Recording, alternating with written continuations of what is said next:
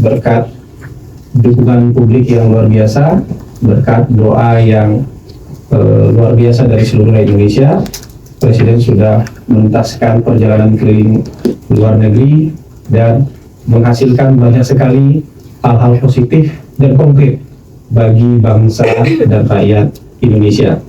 Di antaranya perjanjian IMU CEPA yang mungkin sudah kita lakukan dengan jangka waktu yang sangat panjang, 10 tahun, di masa Presiden Prabowo berhasil dituntaskan. Perjanjian-perjanjian strategic partnership seperti ini memang tidak mudah dan butuh waktu yang panjang. Hampir semua CEPA itu butuh waktu yang panjang. Mungkin bukan persoalan kendala, tapi memang ketika mendetailkan perjanjian kerjasama bagaimanapun kan membawa kepentingan nasional masing-masing. Kalau dengan EU juga mereka juga punya kepentingan mereka sendiri, kita juga punya kepentingan kita sendiri. Nah, bernegosiasi itu cukup alot, termasuk juga konstelasi global. Ya, kita kan perlu juga mencari pasar baru, kerjasama baru, investasi baru di samping yang selama ini sudah ada. Nah, dengan adanya ini, berdasarkan perhitungan dari Kementerian Perekonomian, mungkin nanti sebagian besar produk kita masuk ke Eropa itu dengan bebas tarif, sebagian besar. Dan kemungkinan besar ekspor kita bisa meningkat 50%. Berdasarkan perhitungan dari Kemenko Perekonomian, bisa meningkat 50%.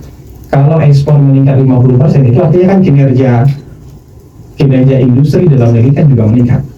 Dan kalau kinerja industri meningkat, artinya kan serapan tenaga kerja juga akan banyak. Itu dari sisi perdagangan. Begitu juga dari sisi investasi.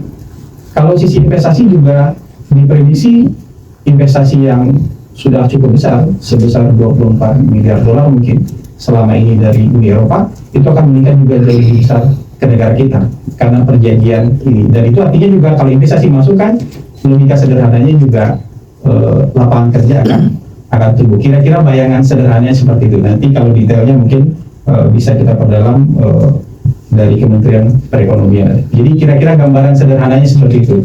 Perdagangan kita akan meningkat, diprediksi sedikitnya 50%, artinya kinerja industri kita juga akan meningkat dan butuh lapangan kerja lebih banyak. Kira-kira seperti itu.